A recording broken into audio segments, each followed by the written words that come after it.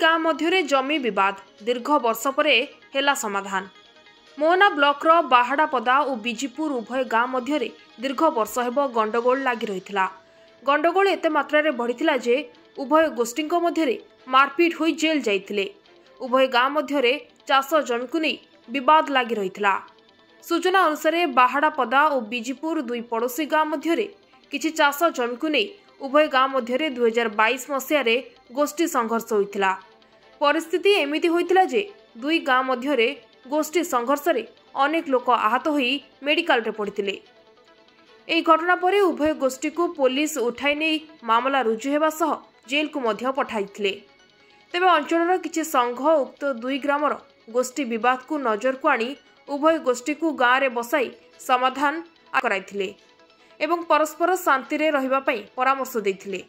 तेबे दुई संप्रदाय लोकंक मध्य दीर्घ दिनर विवाद समाधान हेबा परे बाहाड़ापदा गाँव रे खुशी मनाइबा सह भोजी भातर आयोजन करा जायतिला।